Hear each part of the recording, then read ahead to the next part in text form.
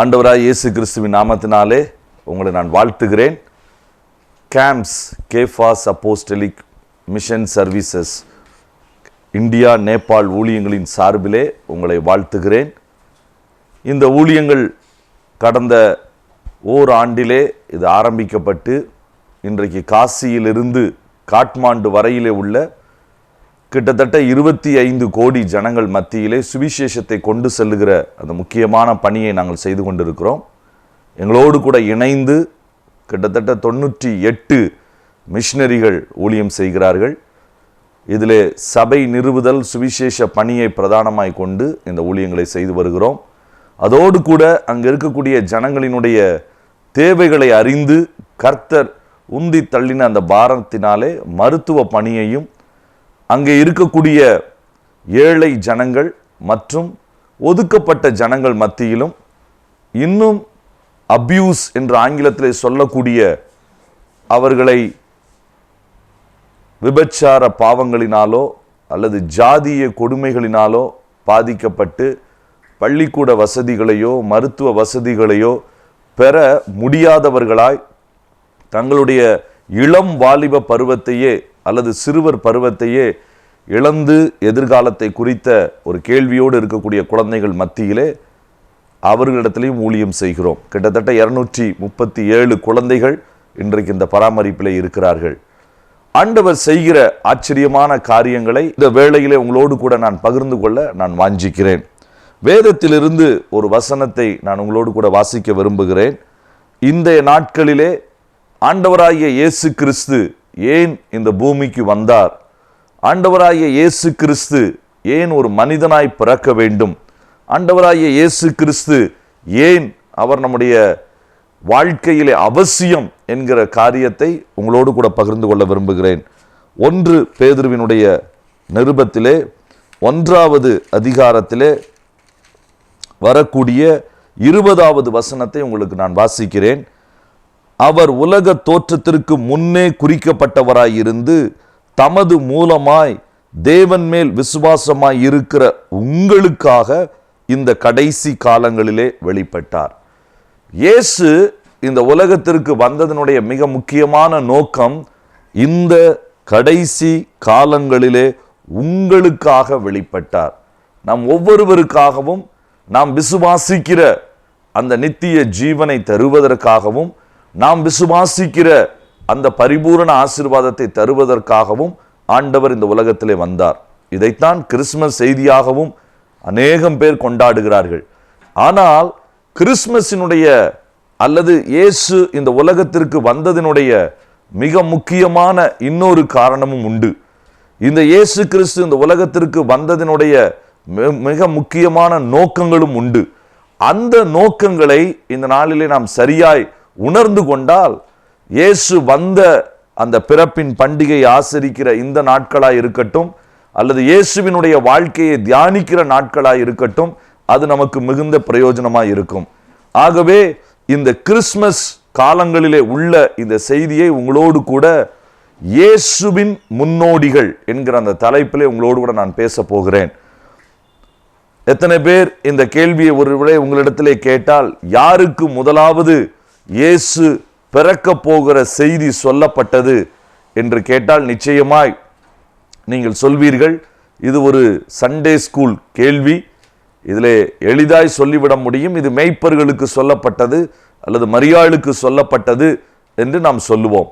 ஆனால் உண்மையிலே வேதத்தின் அடிப்படையிலே இது முதலாவது சொல்லப்பட்டது யாருக்கென்றால் ஆதாம் ஏவாளுக்குத்தான் இயேசு கிறிஸ்துவினுடைய பிறப்பை குறித்ததான முதல் செய்தி சொல்லப்பட்டது. அது உங்களுக்கு ஒருவேளை ஆச்சரியமா இருக்கலாம். நான் ஒரு வசனத்தை வாசிக்கிறேன். ஆதியாகமம் 3வது அதிகாரம் 15வது வசனத்திலே அது சொல்லப்பட்டிருக்கிறது. உனக்கும் ஸ்திரீக்கும் உன் வித்துக்கும் அவள் வித்துக்கும் பகையை உண்டாக்குவேன், அவர் உன் தலையை நசுக்குவார், நீ அவர் குதிங்காலை நசுக்குவாய் என்றார். ஆதாம் ஏவாள் பாவத்திலே விழுந்து மகிமையை இழந்து நிர்வாணத்திலே இருந்த பொழுது அதை மறைப்பதற்கு தங்களை அதிலே உள்ள மரத்தினுடைய இலைகளினால் தைக்கப்பட்ட அப்படிப்பட்ட காரியத்தை அணிந்து அவர்கள் அடுத்து என்ன நடக்கும் என்கிற ஒரு பெரிய பயத்தில் இருந்த சூழ்நிலையிலே ஆண்டவர் சொன்ன காரியம்தான் ஸ்திரீயினிடத்திலே ஒரு வித்து பிறக்கும், அது சாத்தானினுடைய தலையை நசுக்கும். அப்படி என்றால் முதல் செய்தி அறிவிக்கப்பட்டது பாவத்திலே விழுந்த மனுஷனுக்கு. இந்த செய்தியை கேட்கிற உங்கள் ஒவ்வொருவருக்கும் நான் சொல்ல விரும்புகிற காரியம்தான், பாவத்திலே விழுந்த மனுஷனுடைய கூட்டத்திலே நீங்கள் இருந்தாலும், மகிமையை இழந்து போன ஒரு கூட்டத்திலே இருந்தாலும், தேவன் தந்த நோக்கத்தை செய்ய வேண்டியதை பாதியில் செய்து மீண்டும் விழுந்து போன சூழ்நிலையில இருந்தாலும், மறைப்பதற்கு மர இலையை தவிர வேறொன்றும் என்னிடத்திலே இல்லை என்று சொல்லக்கூடிய நிலைமையில வாழக்கூடியவர்களாய் இருந்தாலும், தேவனை சந்திக்கவே பயப்படுகிறவர்களாய் நீங்கள் இருந்தாலும், இந்த நாளிலே கர்த்தர் உங்களோடு கூட பேச விரும்புகிறார். அவர்களை பார்த்துதான் முதலாவது இயேசு இந்த உலகத்திற்கு வரப்போகிறார், மேசியா வரப்போகிறார் என்கிற செய்தி சொல்லப்பட்டது. ஆகவே இந்த செய்தி அப்படிப்பட்டவர்களை மாற்றுவதற்குத்தான் என்பதில் எந்த சந்தேகமும் இல்லை. ஆனால் இந்த செய்தியை பழைய ஏற்பாட்டினுடைய வரலாற்றை நீங்கள் படித்து பார்த்தால் அதிலே உள்ள ஒவ்வொரு இஸ்ரவேலினுடைய கோத்திரமும் மேசியா என் குடும்பத்திலே வருவார், என் மூலமாய் வருவார் என்று பெண்களும், என் குடும்பத்தின் மூலமாய் வருவார் என்று ராஜாக்களும் காத்திருந்த நாட்கள் இருந்தது. ஆனால் அந்த காத்திருந்த நாட்களினுடைய மத்தியிலே கடைசியிலே கிட்டத்தட்ட ஒரு 2000 ஆண்டுகளுக்கு பின்பு இயேசு கன்னி மரியாளினுடைய வயிற்றிலே பிறந்து இந்த உலகத்திற்கு வந்தார். ஆனால் இயேசுவினுடைய இந்த முதல் வருகைக்கு முன்னோடியாய் காணப்பட்ட சிலரை நான் உங்களுக்கு அடையாளம் காண்பிக்க விரும்புகிறேன். கிறிஸ்துமஸ் நாட்களிலே இவர்கள்தான் இயேசு கிறிஸ்துவினுடைய அந்த முதலாம் வருகைக்கு முன்னோடியாய் செயல்பட்ட கூட்டங்களிலே ஒரு சிலர் என்பதை நாம் தியானிப்பது நமக்கு நலமாய் இருக்கும்.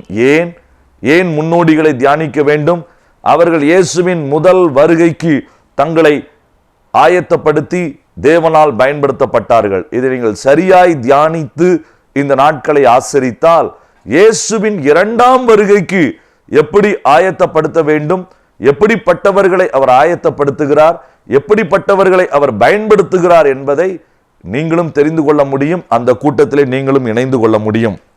மத்தேயு எழுதின சுவிசேஷம் 1வது அதிகாரம் முதல் 17 வசனங்களை இதற்கு ஆதாரமாக எடுத்து உங்களோடு பேச விரும்புகிறேன். பொதுவாக இந்த வசனங்களை யாரும் வாசிப்பதில்லை. ஏனென்றால் அது ஆரம்பிக்கும் பொழுதே ஆபிரகாம் இன்னாரை பெற்றான், இன்னாரை பெற்றான் என்று இருக்கும். நமக்கு தோணும், யாரை பெற்றால் எனக்கு என்ன ஐயா, எனக்கு இருக்கிற சூழ்நிலையே மிகுந்த கடினமான ஒரு சூழ்நிலை என்று யோசிக்கக்கூடிய ஒரு நிலைமை உண்டு. ஆகவே பொதுவாய் அந்த காரியங்களை கவனமாய் நான் வாசிப்பதில்லை. ஆனால் அது முன்னோடிகளை பற்றி சொல்லுகிற மிக ஆச்சரியமான உண்மைகள். அதில் சொல்லப்பட்டிருக்கிற 17வது வசனம் சொல்லுகிறது, கிட்டத்தட்ட 42 தலைமுறையிலே இருந்தவர்களுடைய பெயர்களைத்தான் சுருக்கி இந்த 16 வசனங்களிலே எழுதப்பட்டிருக்கிறது. அப்படி என்றால் 42 தலைமுறையை சேர்ந்த ஜனங்கள் குறைந்தபட்சம் ஆபிரகாமினுடைய நாட்களிலிருந்து இயேசுவின் நாட்கள் வரைக்கும் அவருடைய முதல் வருகைக்கு தங்களை அதற்கு ஈடுபடுத்தி கொண்டார்கள். தேவனால் பயன்படுத்துவதற்கு தங்களை ஆயத்தப்படுத்தினார்கள். அதில் முதல் மனிதனாய் உங்களோடு கூட நான் சொல்ல விரும்புகிறேன். 5வது வசனத்திலே, மத்தேயு எழுதின சுவிசேஷம் 1வது அதிகாரம் 5வது வசனம், சல்மோன் போவாசை ராகாப்பினிடத்திலே பெற்றான். இங்கு ஒரு மனிதனுடைய பெயர் வருகிறது, சல்மோன். இந்த சல்மோன் போவாசை ராகாப்பினிடத்திலே பெற்றான். இயேசுவின் முன்னோடிகளிலே ஒரு மனிதன் சல்மோன். நீங்கள் கேட்கலாம், ஏன் இவனுடைய பெயரை நீங்கள் எடுக்கிறீர்கள்? ராகாப்பினுடைய கணவர் இவர். ராகாப்பை குறித்து நீங்கள் ஒரு சிலர் கேள்விப்பட்டிருக்கலாம். இந்த ராகாப் சொல்ல தகுந்த ஒரு பெண்ணாய் வாழவில்லை. இவள் கானானிய ஸ்திரீ. இவள் எரிகோ பட்டணத்திற்கு போக வேண்டிய வழியிலே இருந்த அந்த யோர்தான் நதிக்கரையிலே இருந்த ஒரு இடத்திலே வேசித்தனம் விபச்சாரத்திலே வாழ்ந்து கொண்டிருந்த ஒரு பெண். இப்படிப்பட்ட சூழ்நிலையிலே வாழ்ந்த ராகாப் திடீரென்று ஒரு நாள் கேள்விப்படுகிறாள், யெகோவா தெய்வத்தினுடைய ஜனங்கள் செங்கடலை பிளந்து ஆண்டவர் அவர்களை நடத்தி கொண்டு வந்தார் என்று சொல்லி. இந்த பெரிய காரியங்களை கேள்விப்பட்ட பொழுது இவளுக்குள் விசுவாசம் வளருகிறது. பின்பு அதே ஜனங்கள் நதிக்கரையிலே இருந்த ராஜாக்களை ஜெயித்தார்கள் என்று கேள்விப்பட்ட பொழுது இன்னும் கொஞ்சம் விசுவாசம் இவளுக்கு கூடுகிறது. அங்கே நதிக்கரையிலிருந்து அனுப்பப்பட்ட வேவு பார்க்கக்கூடியவர்கள் வந்து இவள் வீட்டிலே தங்கி காரியங்களை விவரித்த பொழுது இவருடைய விசுவாசம் பூரணமாகி இவரையே நான் நம்புவேன் என்று சொல்லி சொந்த ராஜா அவரை எதிர்த்து அந்த பட்டணத்தை இஸ்ரவேல் ஜனங்கள் எப்படி ஜெயிக்கலாம் என்பதிலே அவள் உதவி செய்கிறாள். மிகுந்த ஆச்சரியமான காரியம் ராகாப். ஆனால் இந்த காரியங்கள் நடந்த பின்பு இன்னொரு பெரிய சம்பவம் நடக்கிறது. ஆண்டவர் இந்த பெண்ணை தன்னுடைய சந்ததியினுடைய வரலாற்றில் முன்னோடியாக கொண்டு வர விரும்புகிறார். ஆனால் அதே நேரத்தில் இன்னொரு வசனமும் மோசையின் மூலமாய் கொடுக்கப்பட்டிருந்தது. வேசித்தனத்திலே விபச்சாரத்திலே இருக்கக்கூடியவர்கள், அப்படிப்பட்டவர்கள் அவர்களிடத்தில் யாராவது திருமணம் செய்தால், அவர்களை அதிலே இணைந்து கொண்டால் தங்களையும் அவர்கள் 10 தலைமுறை வரைக்கும் சபைக்கு உட்படலாகாது. நான் அந்த வசனத்தை வாசிக்கிறேன். உபாகமம் 23 2வது வசனம், வேசி பிள்ளையும் கர்த்தருடைய சபைக்கு உட்படலாகாது. வசனம் அங்கு தெளிவாய் சொல்லுகிறது. ஆகவே அந்த இடத்திலே சொல்லப்பட்ட இந்த காரியம் அவனுக்கு 10ஆம் தலைமுறை ஆனவனும் கர்த்தருடைய சபைக்கு உட்படலாகாது. அப்ப வேசியை திருமணம் செய்வதற்கு இஸ்ரவேல் ஜனங்கள் மறுப்பு தெரிவிக்க வேண்டும் என்கிற காரியத்தினால் தான் ஆண்டவர் இதை சொன்னார். ஆனால் இங்கு ராகாப் வேசி, ஆனால் விசுவாசத்திலே வந்து தன்னுடைய வாழ்க்கையை மாற்ற விரும்பின ஒரு வேசி. ஆகவே அவளை இஸ்ரவேல் கூட்டத்திலே சேர்த்து கொள்வது ஒரு கடினமான காரியமாய் இருந்திருக்காது. ஆனால் இவள் இயேசுவினுடைய சந்ததியிலே வர வேண்டும் என்றால் யூதா கோத்திரத்தை சேர்ந்த ஒரு பிரபுவின் குடும்பத்தில் இவள் இருக்க வேண்டும், மனைவியாய் இருக்க வேண்டும். அப்படி என்றால் தான் அந்த காரியம் நடக்க முடியும். யார் சேர்த்து கொள்வார்கள்? இன்றைய நாளிலே திருமணத்திற்கு நாம் பெண்ணை பார்க்கும் பொழுது ஏராளமான காரியங்களை விசாரிக்கிறோம். அவங்க படித்த கல்லூரி, வேலை பார்த்த இடம், எல்லா இடத்துலையும் போய் அவருடைய கேரக்டர் நல்லா இருக்குதா என்று செக் பண்ணுவது உண்டு. அவருடைய பாஸ்டர்கிட்ட செக் பண்ணுவது உண்டு, பக்கத்து வீட்டுக்காரங்கிட்ட செக் பண்ணுவது உண்டு. ஆனால் இவ்வளோ ஓப்பனாக வேசியாய் வாழ்ந்தவள், எந்த யூதாவினுடைய பிரபு இவளை திருமணம் செய்து கொள்ள சம்மதிப்பார்கள்? ஒருவேளை இவள் மனம் திரும்பினேன் என்று சொல்லி காண்பித்தாலும் திருமணம் செய்து கொள்வதற்கு யோசிக்கத்தானே செய்வார்கள். விசுவாசியாய் ஏற்றுக்கொள்வார்கள், இஸ்ரவேல் கூட்டத்தில் ஏற்றுக்கொள்வார்கள். ஆனால் சொந்த மனைவியாய் ஏற்றுக்கொள்வதற்கு யோசிப்பார்கள் தானே. ஆனால் இந்த சல்மோனுக்காக நான் ஆண்டவருக்கு நன்றி செலுத்துகிறேன். யார் இந்த சல்மோன்? 1 நாளாகமத்தினுடைய புஸ்தகத்திலே அழகாய் இவருடைய வரலாற்று பின்னணி கொடுக்கப்பட்டிருக்கிறது. 1 நாளாகமம் அதனுடைய 2வது அதிகாரத்திலே 10வது 11வது வசனத்தை நான் உங்களுக்காய் வாசிக்கிறேன். ராம் அமினதாபை பெற்றான். அமினதாப் யூதா புத்திரரின் பிரபுவாகிய நாகசோனை பெற்றான். அந்த பிரபுவாகிய நாகசோன் சல்மாவை பெற்றான். சல்மா போவாசை பெற்றான். அப்படி என்றால் என்னுடைய தகப்பன் நாகசோன் ஒரு பிரபுவாய் இருந்தான் யூத கோத்திரத்திலே. he was one among the princes, ஒரு லீடர்ஸ். அதுல ஒரு பெரிய லீடருடைய மகன். ஆனால் தைரியமாய் முன்வந்து இவளை திருமணம் செய்கிறான். இது எதை காண்பிக்கிறது தெரியுமா? இயேசு கிறிஸ்துவினுடைய பிறப்பு இந்த உலகத்திலே நடந்ததற்கு காரணமே வேதம் நமக்கு நன்றாய் தெரிந்த வசனம். 1 யோவான் 4வது அதிகாரத்தில் இது சொல்லப்பட்டிருக்கிறது. இயேசு கிறிஸ்துவினுடைய பிறப்பின் மூலமாகத்தான் 9வது வசனத்திலே பிதாவினுடைய அன்பு இந்த உலகத்திலே வெளிப்பட்டது. அந்த பிதாவினுடைய அன்பு இந்த உலகத்திலே வெளிப்பட வேண்டும் என்றால் அதற்கு முன்னோடியாய் செயல்படுகிறவன் அந்த அன்பை காண்பிக்கிறவனாய் இருக்க வேண்டியது அவசியம்தானே. அந்த அன்பை காண்பிப்பதற்கு சல்மான் ஆயத்தமாயிருந்தான். வேசியாய் இருந்தவள் தான், ஒதுக்கப்பட்டவள் தான், தன் குடும்பத்தினால் கூட வேசி என்று முத்திரை குத்தப்பட்டவள் தான். ஆனால் இன்றைக்கு மனம் திரும்பி வந்த பொழுது அவருடைய பழைய வாழ்க்கையை பார்க்காமல் அவளை அன்போடு கூட ஏற்றுக்கொண்டான். இது இயேசு கிறிஸ்துவினுடைய அந்த அன்பு. பாவத்தோடும் உலகத்தோடும் பின்னி பிணைந்து கிடக்கிற நம்மீது அவர் காண்பித்த அந்த அன்பை இந்த கிறிஸ்துமஸ் நாளிலே நாம் கட்டாயம் நினைவு கூற வேண்டிய அவசியம் உண்டு. நினைவு கூறும் பொழுது இந்த அன்பின் தெய்வத்தை காண்பிப்பதற்கு முன்னோடியாய் செயல்பட்ட சல்மானின் அன்பையும் நாம் நினைவு கூற வேண்டிய அவசியம் உண்டு. 2ஆம் வருகைக்கு, பேசியாவினுடைய 2ஆம் வருகைக்கு நமக்கு தேவையான ஆயத்தத்திலும் இதுதான் மிக முக்கியமான ஆயத்தம். இன்றைக்கு உள்ள அன்பு சீக்கிரத்திலே மறைந்து போய்விடுகிறது. சில வினாடிகளிலே மறைந்து போய் விடுகிறது. கணவன் மனைவிக்கு இடையில உள்ள அன்பு கூட ஒரு சில வருடங்களிலே மறைந்து போய் விடுகிறது. அதனால்தான் மனைவி மறுபடியும் கேட்க வேண்டி இருக்கிறது கணவனிடத்திலே, என்னை நேசிக்கிறீர்களா?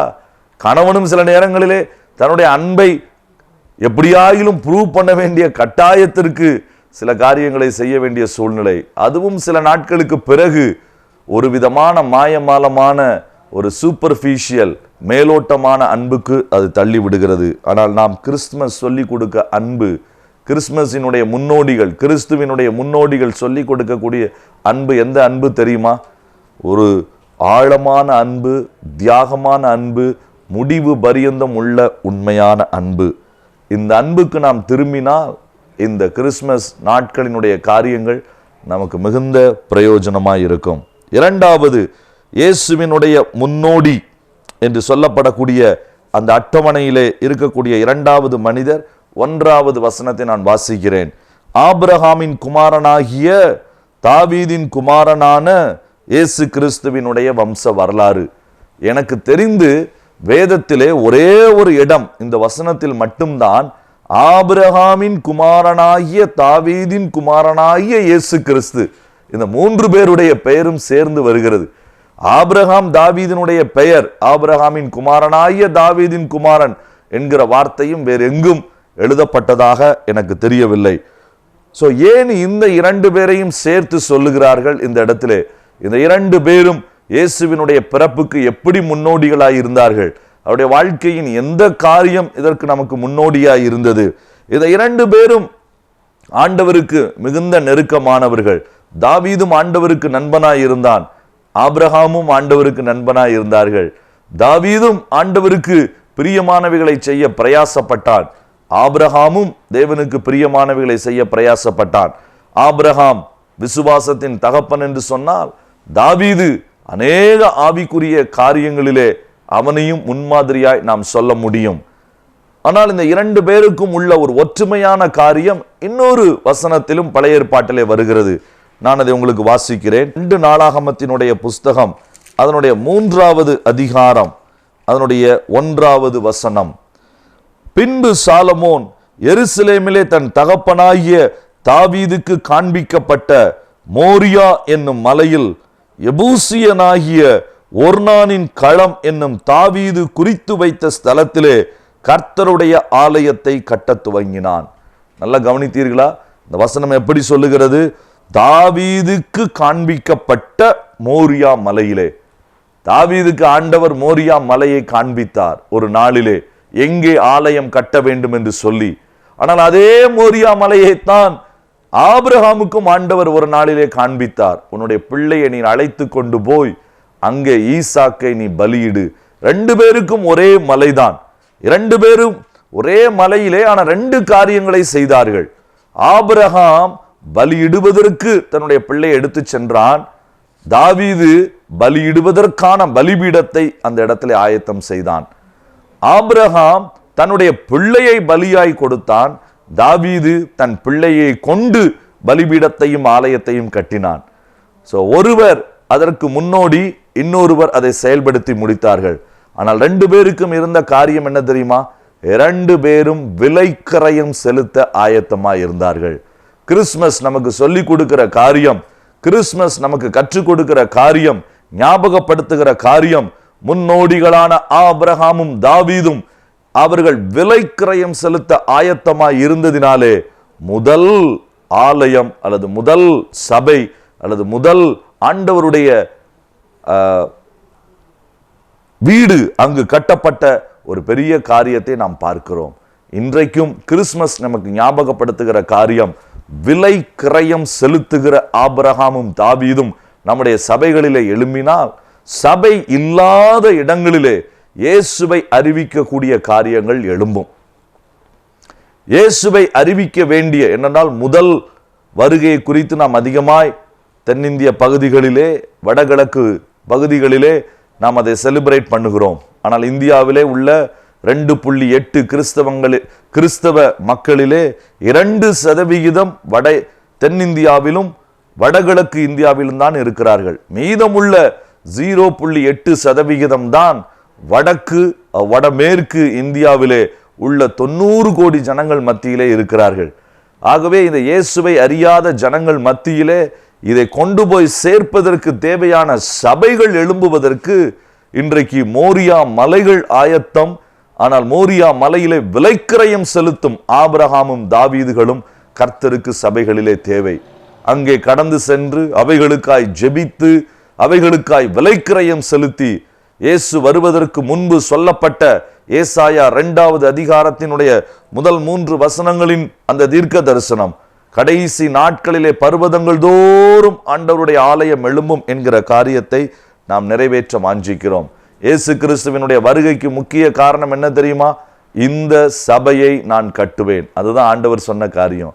இந்த சபையை கல்லின் மீது நான் கட்டுவேன். சபையை உருவாக்குவதற்கு இந்த இயேசு கிறிஸ்து இந்த உலகத்திற்கு வந்ததனுடைய ஒரு நோக்கம், தம்முடைய சொந்த இரத்தத்தினால் சம்பாதித்த சபையை இந்த பூமியிலே வைப்பதற்கு இயேசு இந்த பூமிக்கு வந்தார். அது ஒரு முக்கியமான நோக்கம்.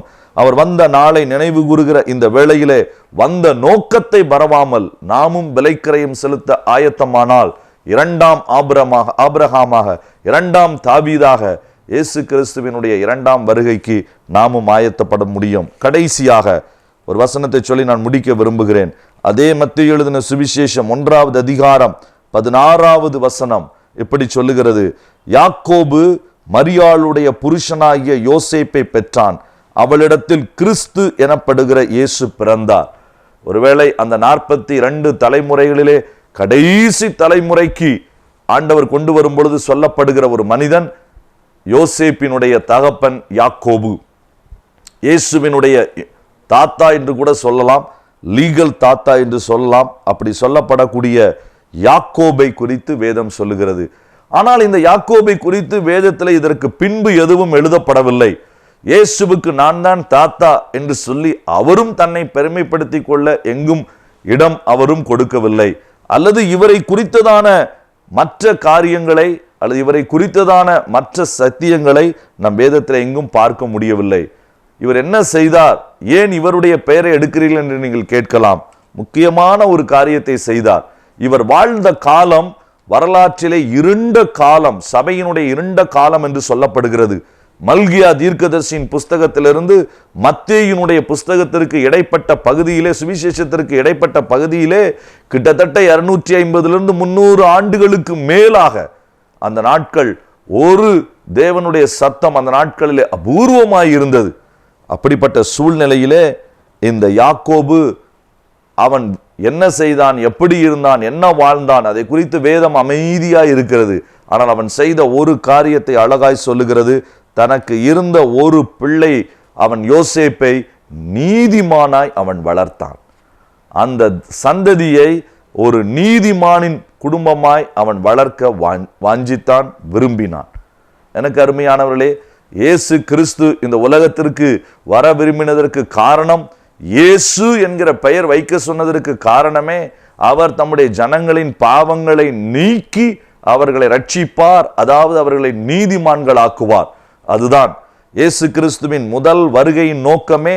அவருடைய 2வது வருகைக்கு தேவையான அந்த நீதிமானாய் மாற்றப்படுகிற அனுபவத்தை ஒவ்வொருவருக்கும் தருவதற்குத்தான். ஆக அந்த அனுபவத்தை தன்னுடைய பிள்ளைக்கே அவன் சரியாய் சொல்லி கொடுத்திருந்தான். பழைய ஏற்பாட்டின் நீதியின்படி நீதிமானாய் யோசேப்பு வளர்வதற்கு, வாலிபத்திலே நீதிமானாய் வளர்வதற்கு, பாவங்களை ஜெயித்து வளர்வதற்கு, கிறிஸ்து 2ஆம் வருகையிலே எதிர்பார்க்கிற நீதி செய்கிறவன் இன்னும் நீதி செய்யட்டும் என்று சொல்லப்பட்ட வெளிப்படுத்தின விசேஷத்தினுடைய கடைசி வசனங்கள் சொல்லுகிற அந்த எதிர்பார்ப்பை நிறைவேற்றுகிறவனாய் இங்கு யோசேப்பை இந்த யாக்கோபு வளர்த்திருந்தான். வெளியே ஆரவாரம் இல்லாதவன், யாருடைய எங்கேயும் பெயர் புகழ் பெறாதவன், பெரிய பிரசங்கி அல்ல, பெரிய ஊழியனும் அல்ல. ஆனால் முதல் வருகையினுடைய நோக்கம், 2ஆம் வருகையின் எதிர்பார்ப்பு, இந்த இரண்டையும் தன்னுடைய வாலிப பிள்ளைக்கு சொல்லி கொடுத்த ஒரு நல்ல மனிதன். இந்த 3 பேரையும் நான் நம்புகிறேன் முக்கியமான இயேசு கிறிஸ்துவின் முதல் வருகைக்கான முன்னோடிகள். எனக்கு அருமையானவர்களே, இந்த கிறிஸ்துமஸ் நாட்களிலே இயேசுவினுடைய முதல் வருகையின் முக்கிய அம்சங்களை அறிந்து கொள்வதற்கு சல்மோனை போல நாமும் இயேசுவின் அந்த உன்னத அன்பை மற்றவர்களிடத்திலே காண்பிக்க ஆண்டவரிடத்திலே மாத்திரமல்ல மற்றவர்களிடத்திலே காண்பிக்க நாம் முயலுவோம். நாமும் இந்த ஆபிரகாம் தாவீதை போல விலைக்கிரயம் செலுத்தி அறிவிக்கப்படாத இடங்களிலே சபைகள் எழும்ப நம்ம பிரயாசப்படுவோம்.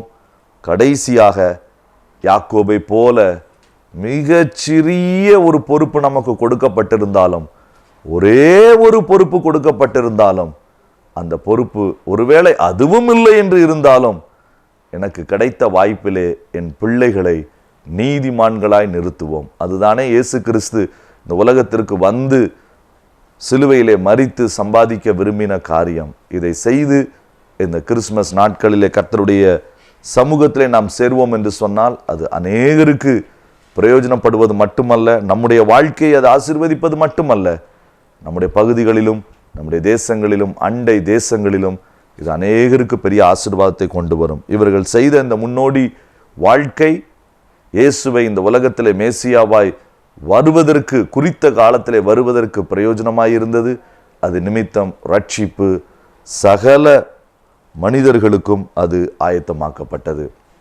ஒரு சிறிய காரியத்தை சொல்லி நான் ஜெபித்து முடிக்க விரும்புகிறேன். இந்த முதல் வருகையை கூட தெரியாதவர்களுடைய மத்தியிலே ஊழியம் செய்கிறபடியினாலே அந்த பணித்தளத்திலே நடந்த ஒரு சம்பவத்தை சொல்லி நான் உங்களுக்கு ஜெபித்து முடிக்க விரும்புகிறேன். ஆண்டவராய் இயேசு கிறிஸ்துவின் குறித்த பிரசங்கம் நேபாளினுடைய சிந்துலி பகுதிகளிலே பிரசங்கிக்கப்படுவதற்கு முக்கிய காரணமாயிருந்த ஒரு மனிதரை நான் சமீபத்திலே சந்தித்தேன். அவர் கிட்டத்தட்ட ஒரு 63 வயதானவர். அவருடைய பெயர் ஸ்ரீ ஷேர் பகதூர் சோனார். அவர் அந்த சிந்துலி பகுதியிலே இருந்த பொழுது மிக குறைவான சுவிசேஷகர்கள் அந்த பகுதிகளிலே வேலை செய்தார்கள். ஆனால் அவர்கள் மூலமாய் கேள்விப்பட்டார், இயேசுவை ஏற்றுக்கொண்டார், 40 வருடங்கள் அங்கு ஊழியம் செய்தார். அதற்கு பின்பு அவருடைய சபையினுடைய ஒரு விசுவாசியை நாங்கள் கொடுக்கிற அந்த பயிற்சிக்கு அவர் அனுப்பினார். அந்த லெட்டர் தான் என்னை, அவர் எழுதி அனுப்பின கடிதம் தான் அவரை சந்திக்க என்னை தூண்டினது. நான் அந்த இடத்திற்கு சென்ற பொழுது அவரை அழைத்திருந்தோம், அவரும் வந்திருந்தார். சிறிய மனிதர், ஆனால் அவரை பார்த்த உடனே எனக்கு அதிர்ச்சியாக இருந்தது. ஏன், அவருடைய வலதுகை முழுவதும் சூம்பி போயிருந்தது. அவருடைய 10 கால்களினுடைய 10 விரல்களும் எரிந்து போயிருந்தது. எனக்கு ஆச்சரியம். அவரை உட்கார சொல்லிவிட்டு, பாஸ்டர் இது என்ன என்று கேட்ட பொழுது, 6 வயதிலிருந்து 8 வயது எனக்கு இருக்கும். எங்கள் அம்மா அரிசி வேக வைப்பதற்காய் சுடுதண்ணியை வைத்து விட்டு போனார்கள். அந்த அடுப்பிலே நான் தவறி விழுந்து விட்டேன். அந்த கைகளெல்லாம் எரிந்து போயிடுச்சு. எனக்கு பிளாஸ்டர் போட்ட டாக்டர் அதை ரொம்ப டைட்டாக போட்டார். அடுத்த நாள் பார்த்தா கை கலரெல்லாம் மாறிடுச்சு. நாங்கள் உடனே போக முடியல. ஒரு நாள் கழித்து தான் போனோம். அந்த பிளாஸ்டரை கலட்டினாங்க. ஆனால் அதற்கு முன்பாக இந்த கையில் இருந்த 3 நரம்புகளும் சுருங்கி போனது. அதை இந்த நாட்களிலே VIC என்று சொல்வார்கள், வால்க்ஸ்மேன் இஸ்கிமிக் கண்ட்ராக்சர். அது டோட்டலாக அந்த கை பிரயோஜனமற்றதாக இருந்தது. கால் விரல்கள் ஃபுல்லாக எழிந்திருந்தது. கேட்டேன், எப்படி நீங்கள் ஊழியம் செய்கிறீர்கள்? ஒரு கை உங்களுக்கு இல்லை, உங்களுக்கு சப்போர்ட் பண்ணுவதற்கு ஆட்கள் இல்லை, கூட இருப்பதற்கு ஆட்கள் இல்லை. அவர் சொன்னார், நான் இந்த ஊழியத்தை ஆரம்பிக்கும் பொழுது ஆண்டவர் சொன்னார், உன்னுடைய இடதுகை நன்றாய் இருக்கிறது, இதை வைத்து மர வேலையை நீ கற்றுக்கொள். ஆனால் இவர் சொன்னார், ஆண்டவரே நான் சோனார், அதாவது தங்க ஆசாரி குடும்பத்தை சேர்ந்தவன், ஆனால் என்னை போய் மர ஆசாரி வேலையை கற்றுக்கிட சொல்லுகிறீரே என்று சொல்லி. ஆனாலும் ஆண்டவர் சொன்னபடினாலே மரத்தை இழைக்கிற அந்த ஒரு வேலை இடதுகையை மட்டும் பயன்படுத்தி செய்வதற்கு கற்றுக்கொண்டார். அதில் வருகிற வருமானத்தை வைத்து அவர் இந்த 40 ஆண்டுகள் அவரும் தன்னை போஷித்து கொண்டு மற்றவர்களுக்கும் ஊழியம் செய்து விசுவாசிகளுக்கும் உதவி செய்கிறார். அவரிடத்துல ஒரே ஒரு கேள்வியை கேட்டோம், இப்பொழுது உங்களுடைய நல்ல ஒரு விசுவாசியை எங்களுக்கு தருகிறீர்களே, இவர் ஊழிய வாஞ்சை உள்ளவன், ஆனால் இவனை உருவாக்கவோ இவனை வேறொரு இடத்திலே வைத்து பயன்படுத்தவோ எனக்கு வாய்ப்பில்லை, ஆகவே நீங்கள் எடுத்துக்கொள்ளுங்கள் என்று சொல்லுகிறீர்களே, உங்களிடத்தில் உள்ள விசுவாசிகள் எத்தனை பேர் இருக்கிறார்கள்? அவர் சொன்னார், மொத்தம் 53 பேர் தான். கேட்டேன், 40 ஆண்டுகளில் மொத்தம் 53 பேர் தானா?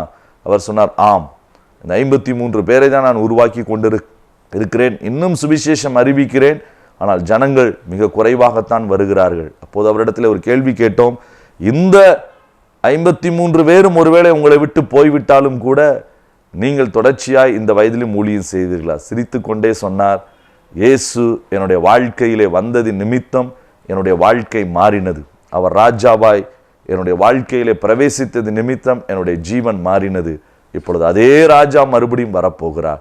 ஆகவே அந்த ராஜாவை சந்திப்பதற்கு நான் எதையும் செய்ய ஆயத்தம், அவருடைய கரம் மாத்திரம் என் மீது இருந்தால் போதும், நான் செய்து முடிப்பேன் என்று சொல்லிவிட்டு சின்ன ஜெபத்தை செய்துவிட்டு அவர் தன்னுடைய ஊழியத்திற்காக நான் போக வேண்டும் என்று சொல்லி இன்னொரு தம்பியை கூட்டி கொண்டு வந்திருந்தார். அவருடைய உதவியோடு கூட அந்த பைக்கில் உட்கார்ந்து அவர் போனார். நாங்கள் மறுபடியும் எங்களை ஒரு விசை அந்த இடத்திலே நின்று அர்ப்பணித்தோம் ஆண்டவரிடத்திலே. ராஜா வரப்போகிறார் என்கிற அந்த ஒரு செய்தியின் நிமித்தம் 40 ஆண்டுகளாயும் தளராத மனதோடு கூட விலைக்கிரயம் செலுத்தி அந்த சிந்துலி மாவட்ட காட்டு பகுதிகளிலே சபைகளை ஸ்தாபித்த அந்த தேவ மனிதனுக்காய் ஆண்டவருக்கு நன்றி செலுத்தினோம். நீங்களும் எங்களோடு கூட இணைந்து கொள்ளுங்கள். நாம் கிறிஸ்துவினுடைய பிறப்புகளை கொண்டாடுகிற இந்த நாட்களிலே கிறிஸ்துவினுடைய சத்தியங்களையும் நோக்கங்களையும் அறிந்து நாம் செயல்படுவோம். கர்த்தர் உங்களை ஆசீர்வதிப்பாராக. அப்படிப்பட்ட மேன்மையான ஆசீர்வாதங்களை பெற்றுக்கொள்ள மற்றவர்களுக்கு கொண்டு செல்லுகிற பாத்திரங்களாய் ஆண்டவர் உங்களை பயன்படுத்துவாராக. God bless you all. தொடர்புக்கு doctor Ashok Kumar, MBBS DNB, camps ஊழியங்கள், நேபாள், இந்தியா. நாகர்கோவில் 9488335666. மார்த்தாண்டம் 9025691546.